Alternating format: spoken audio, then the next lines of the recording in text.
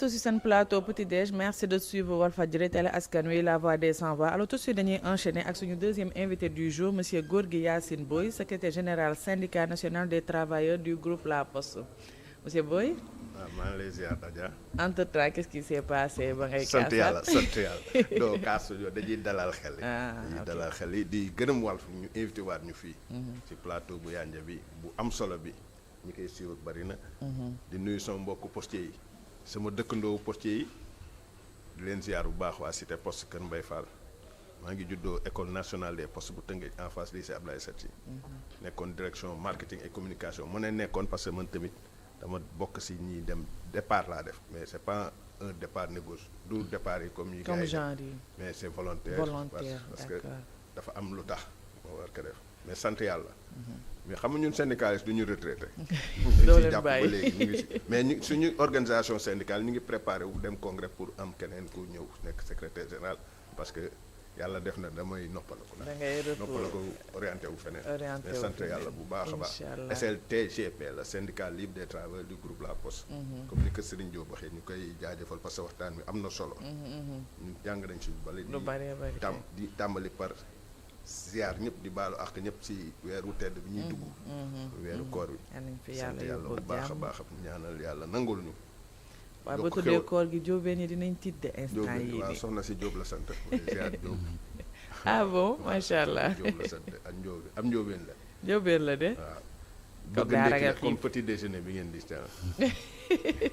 sànq yaa ngi koy wax sa tàmbali ñun postiers yi ñu mel ñu ngi sant boobu bu ma ne sant sa syndicaliste laa tamit mais am xam boo fa tolloo tamit du ñu yàgg xeex yàgg kaas parce que bu ma ne yàgg xeex yàgg kaas syndicaliste dañuy tënkale ne ñun dañuy xeex rek dañuy wax rek dañuy kaas rek waaw loolu dinañ leen mais li ñuy kaas ci condition li améliorer condition travailleurs yi mais ak entreprise bi yàgg na sooxe yàgg na am problème depuis plus de 10 ans ñu ngi si yàlla def tamit depuis le 1er septembre 2026 bi 2025 bi ñu génn conseil des ministres amoon na sur la poste si santé rek parce que souvent ñun syndicaliste wala foo déggee syndicaliste ñu wax ne sant na gouvernement wala sant na autorité rek ñu ne naa est-ce que alors que ñun bu ñuy xeex dañuy xeex pour augmenter pour améliorer les conditions de travail bu ñu gisee lu avancé tamit dañuy remercier wala dañuy contribuer à ce que lii nga xam ne autorités yi ñu tax jàkkaarloo teg nañ ko que ça soit muy autorité direction générale wala muy autorité ministère de la communication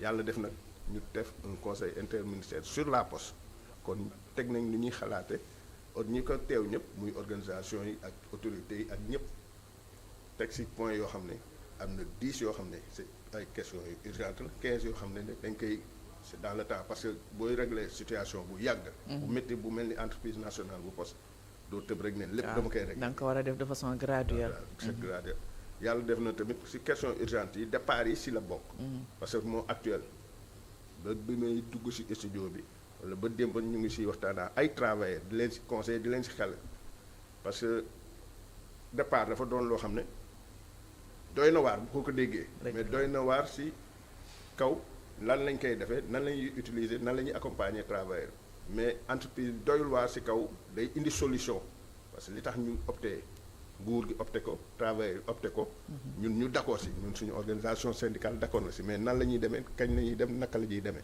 yooyu tamit waxtaan nañ ci xool nañ ci ñu ngi ciy accompagner travailleur buy dem tamit nu muy demee da nga ko ci gunge xelal ko ci accompagner parce que gisoon nañ fi ay exemple départ yu fi amoon Sénégal c'est pas tous les départs ñëpp ñooy réussir pour départ parce que départ volontaire dafa doon situation boo xam ne entreprise da koy vivre mais bu ko vivre day toucher obligatoirement le personnel mu doon benn couche bu sensible ci entreprise ci la vie de l'entreprise mais bu ko toucher pour indi ay solution ci problème yi nga xam ne entreprise bi mu ngi koy jànkoonteel personnel mu ngi koy jànkoonteel par exemple je te donne un exemple nous en tant que postier en tant que actif dans l'entreprise dañ daan toog wala ñuy toog di am des soucis de salaire de retard de salaire pas d'absence de paiement mais de retard sant yàlla ñuy les salaires arrivent normalement régulièrement mais on a perdu les avantages liés au salaire actuellement les salaires arrivent normalement et régulièrement mais les avantages liés au salaire loolu dafa doon lu am solo ci salarié boo ko ñàkkee depuis des années day metti day influer ci sa vie sociale vie familiale mais sant yàlla bu ñu ñëwee ba ci départ yi option la pour sauver l'entreprise man organisation syndicaliste la travailleur la te boo toogee ba situation entreprise bi tax ñu war a deflaate am ñu dem demin bi nan la ñuy demee kañ la ñuy dem naka la ñuy demee ñun suñu rôle la tamit en tant que travailleur en tant que organisation syndicale ñu informer agents yi ànd ak ñoom si décision boobu waxtaan seen autorités yi de l'entreprise autorité étatique ñu xool bu ñu koy def ak ni ñu koy defee nan la ñuy demee fi mu ne toll nañ si cappaandaw bi et y a am na liste bu génn sax bu taxaw boo xam ne état bi ni mu ko décidé ak organisation yi toogoon yëpp y a un effectif bu war a dem par année pendant 3 ans loolu ay décision au conseil des ministres bi la woon sur la poste ak pour la résolution des problèmes premier lot bi ñu war a dem 200 et quelques ñoo war a dem maximum 300 mais du gëw ma mu yegg 300 mais 200 et quelques effectivement liste bi génn na. 300 employés de la poste. par année ñoo war a dem durant bi ñu projeté li war a dem yëpp presque 2000 war nañ dem c'est la moitié de l'effectif actuel parce que effectif yi dafa demoon ba extrapolé. moom c'est loo xam ne entreprise en tout cas mënatu leen jël en charge. à l'évidence. te entreprise bu demee ba sur le plan financier. amatul risque wala loo xam ne mën na jël sax les problèmes liés aux charges salariales ou personnelles ko daan nañu toogaat xool parce que boo mënatul fay sa salarié wala nga jël ses charges liées au salaire yow amatuloo benn perspective financier bu mën a dundal entreprise bi ñun tamit en tant que travailleur en tant que organisation syndicale réfléchir nañ si xalal nañ ñu si nan la ñuy accompagner entreprise bi si option boobu mais tamit nan la ñuy accompagner les travailleurs pour réinsertion bi pour fi ñuy demaat ni ñuy demaat nan la ñuy demee te booy dem li ñu lay jox. nan nga koy mën a utiliser en bon escient pour toi et pour ta famille et pour l'entreprise pour la société.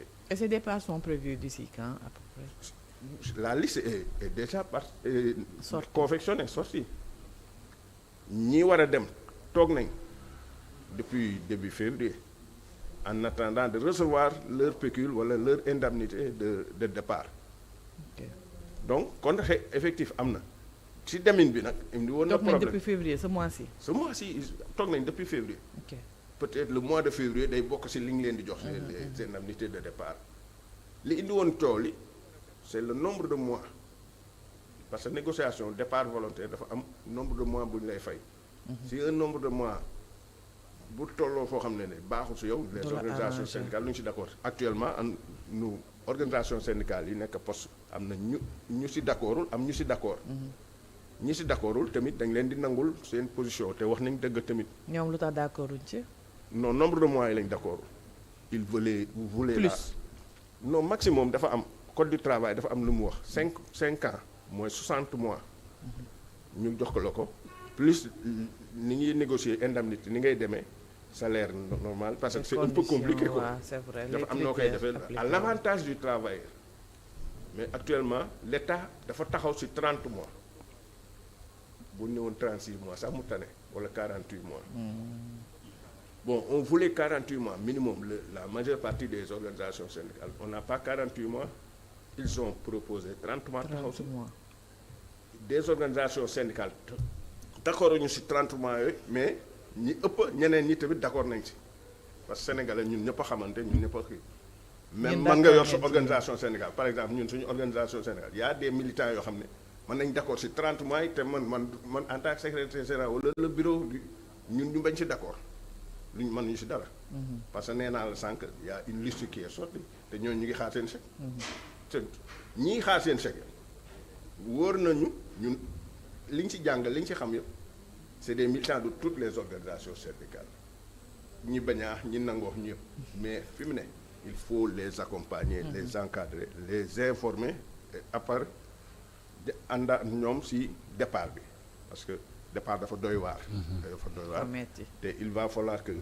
buñ la joxee nan nga koy utiliser ak nan ngay fan nga war a demaat parce que c'est des professionnels c'est des gens qualifiés ñoo xam ne am nañu njariñ feneen man nañ amal sax njariñ entreprise bi mais beneen format entreprise même bu leen mënatul jël mën na liggéey ak ñoom ëllëg ci sens boobu la ñuy réfléchir ñun réfléchir nañ sax xalaat nañ ko am na ñu ciy xelal am na ñu ciy encadrer am na ñu ci kii mais pour nga encadrer un travailleur qui est parti en retraite anticipe départ volontaire c'est pas facile mais boo amee organisation boo amee information moom tamit bu ko solliciter on l'accompagne mais ñun suñu organisation syndicale on est bien organisé pour assister accompagner le travailleur bi nga xam ne dem na ñi des tamit dañ leen di continuer accompagner parce que on est là pour la défense des travailleurs mais ñiy dem fi mu ne mooy suñu préoccupation te dinañ ànd ak ñoom et incha allah quel que soit le montant qu'ils vont recevoir on va voir ak ñoom ànd ak ñoom ak les autorités ak li ñuy xelal nan la ñuy orienté wu nan la ñuy réorienté wu vers d'autres activités professionnelles. ba ñu xam nañ koy utiliser à bon escient. Cette histoire de sit-in là. waaw yaa parce que man démb ba démb. beaucoup d'organes beaucoup de gens m'ont interpellé par rapport à ce sitting. mais c'est une information boo xam ne man dama ko jëloon ñun tamit dañ ko jëloon ñu laaj ci ay renseignements amuñu si lu ñu leer. mais dañ koy mën a nangul ñi nga xam ne bëgg nañ ko def xaw ma information que ne ndax dina am wala ndax c'est organisé ndax dina am mais nit ñi luy suñu souci mooy ñiy dem liste bi génn na ba pare kañ la ñuy dem loolu si li tax sitting boobu war a am nan la ñuy demee kañ la ñuy jot seen chèque.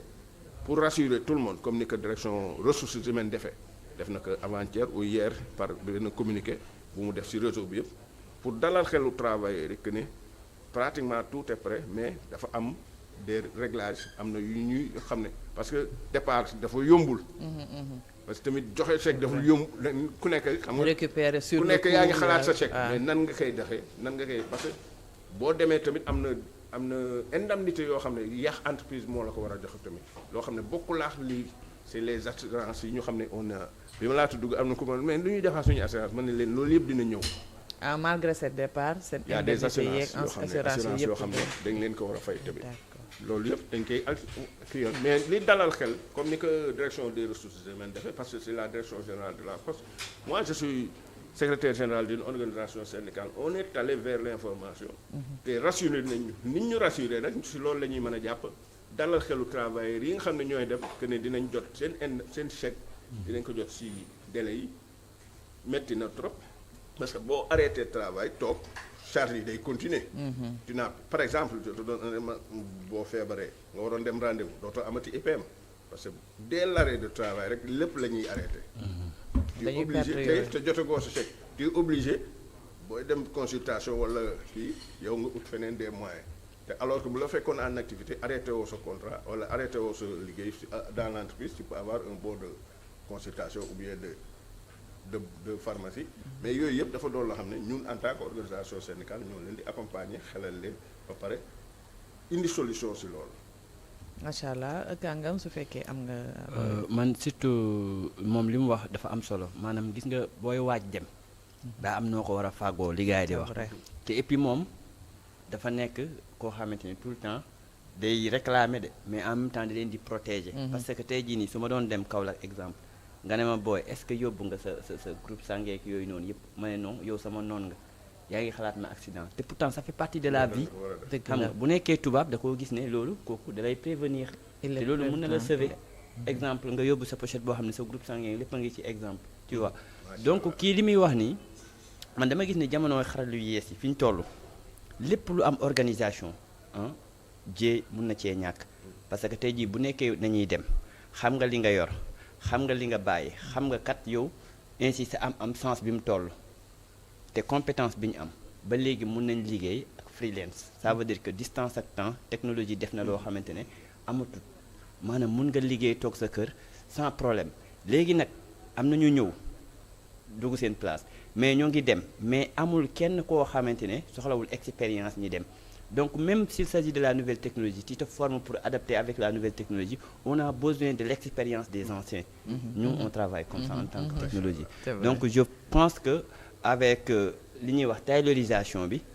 ça va accommoder et puis ça va. Parce que beaucoup de personnes boo ne groupe La Poste dans leur esprit c'est quelque chose d'archaïque et voilà alors que comme li nga wax nii dafa am solo dañuy soxla ñoom malgré tout seen expérience yow actuellement avec la réduction du personnel lan nga jàpp ne ce sera l'avenir entre guillemets du groupe La Poste impact ban la war a mën a am ci au sein ci seen travail. waaw avec la réduction du personnel c'est une des décisions yi nga xam ne kilifa yi autorité ñun ñii ñoom it xam nañ ne lii sauver entreprise bi jëlee ko fi mu ne parce que entreprise boo koy relancer waat boo koy joxaat une vie économique da ngay xool li nga xam ne moo ko sooxee. une réduction du personnel comme ni ko sama waay waxee maa ngi koy gërëm du une fatalité mais c'est une réorganisation de l'entreprise mais tamit kiy dem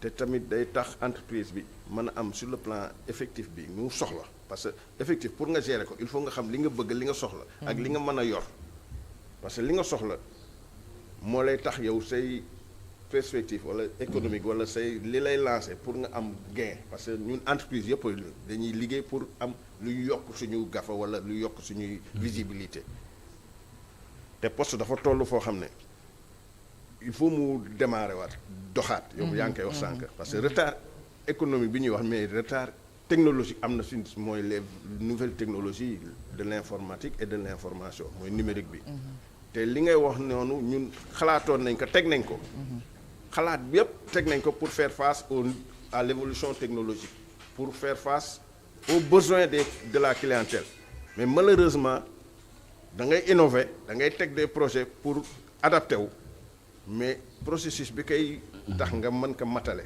jotale ko wala satisfaire ses besoins sans sur le plan numérique technologie doo ko am poste lu tax doo ko am lan mooy blocage bi peut-être c'est la volonté ou la direction générale parce que nous sommes une entreprise nationale te malheureusement au Sénégal et en Afrique ni ñu koy gisee des entreprises nationales dañuy am problème boo xam ne c'est lié à des orientations économiques politiques de nos dirigeants yooyu tax day influer day refléter aussi la vie de l'entreprise ñun yàgg nañ en tant qu'organisation yàgg nañ ko wax mais comme orientation yi ñuy demee nii ak tënk li ñu tënk ci conseil interministériel li ñu tënk ñun en tant qu'organisation syndicale xalaat ko tegal ko direction générale tegal ko autorité ministère de la communication ñu yor ñuy représenter état bi yaakaar nañ ne entreprise bi dina dem quels que soient les départs qui vont être effectués mais tamit ñu dem ci fànnu nouvelle technologie c'est satisfaire les besoins des Sénégalais taxaw ci moderniser seen technique yi il faut qu'on modernise on a tout au sein projet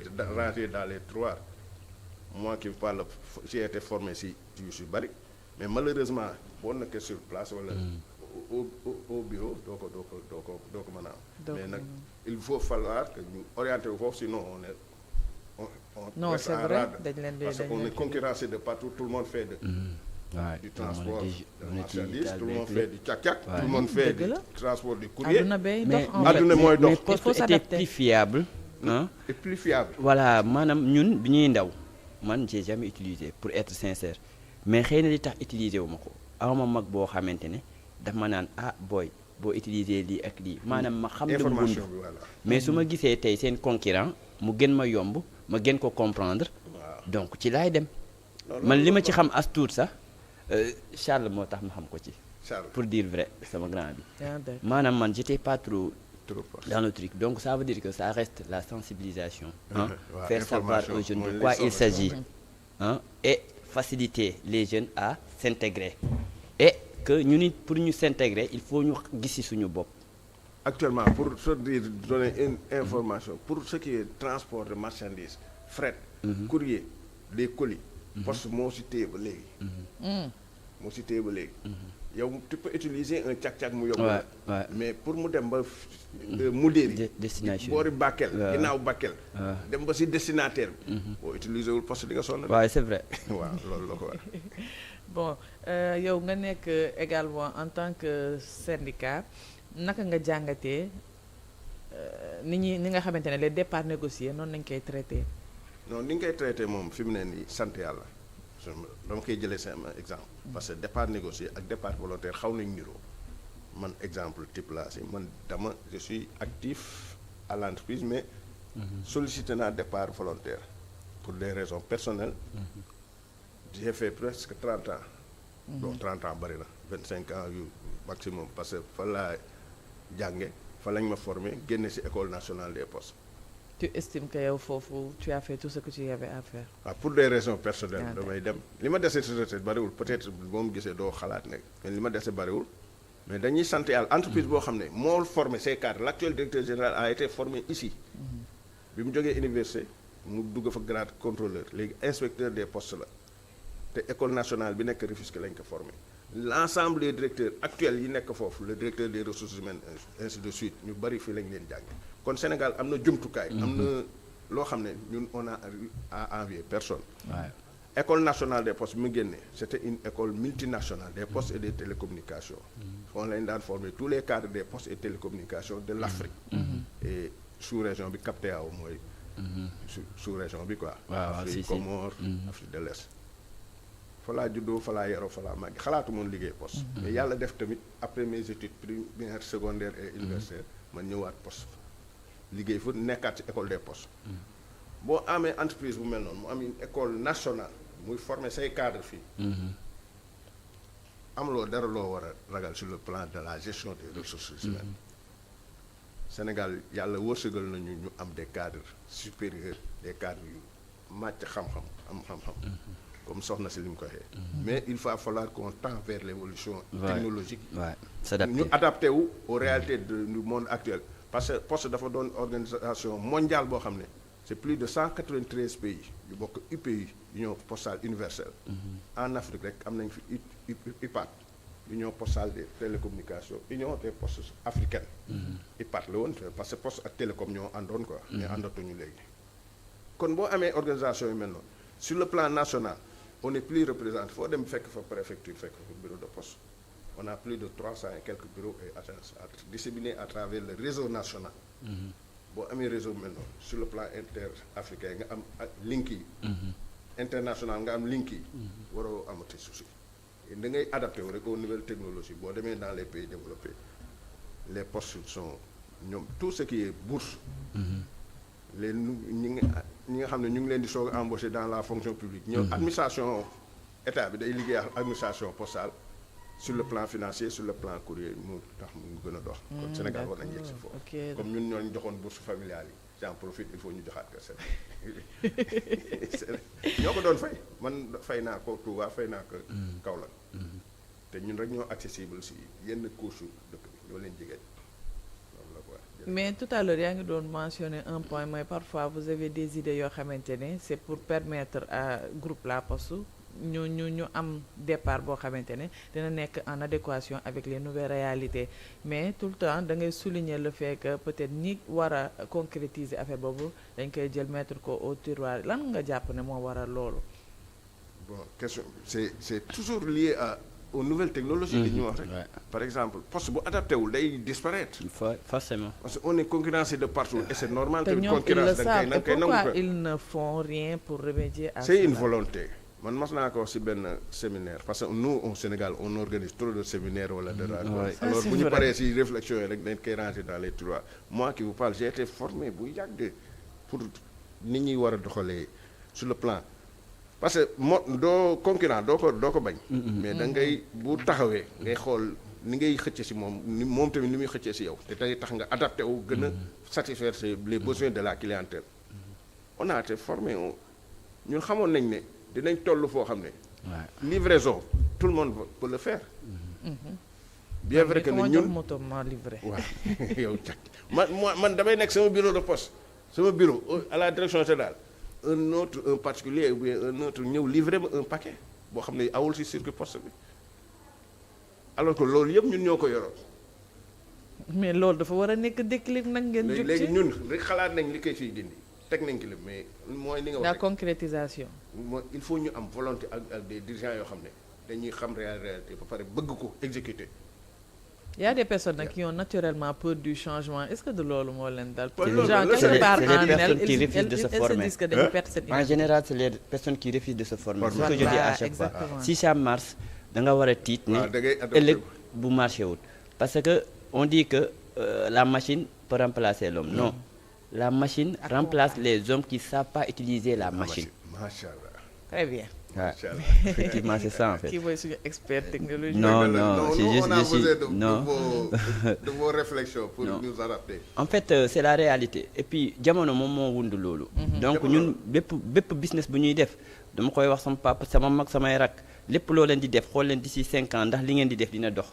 wax wala jamono bu doxee est-ce que yii ñëw du yàq. seen business donc moo tax nit war ta nekk ci benn affaire kese des fois da ngay nekk fii jamono moo làmboo loolu. waaw en tout cas on est des jeunes entrepreneurs on étudie aussi. Macha Allah. waaw pour savoir qu'est-ce qui va faire marcher ce pays. Non mais sant yàlla c'est moi qui vous remercie. Sinon je lance un petit clin d'œil à l'ARTP, l'agence de régulation des postes et des télécoms. pour ñu utiliser à bon escient postiers yi parce que am nañ fi des ressources humaines yoo xam ne mën nañ jàppale direction de la poste mu ngi am na fa agence de régulation fële ARTP. On a besoin de ressources, on a besoin de soutenir notre entreprise, de réorienter économiquement et tax mu faire face à la concurrence parce qu'il y a beaucoup de concurrence. Ça c'est vrai.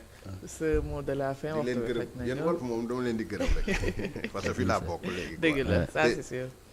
Gomis sama mag la quoi moo formé Gomis. ndeysaan nuyul ma ko. coach ñu ngi lay nuyu. Gomis am nga mag bu doy waar. coach du peuple. moom ama footballeur laa man tamit. footballeur daal te jaar naa si loxoom quoi. di sant yàlla ak Codé di leen ziar bu baax. Walf daal sama kër la daal. Merci beaucoup, un plaisir toujours et à chaque fois de la dalal donc c'est également surtout satisfaisant de savoir que la dernière fois bi nga ñëwee toog et entre temps gis nga amélioration et que vraiment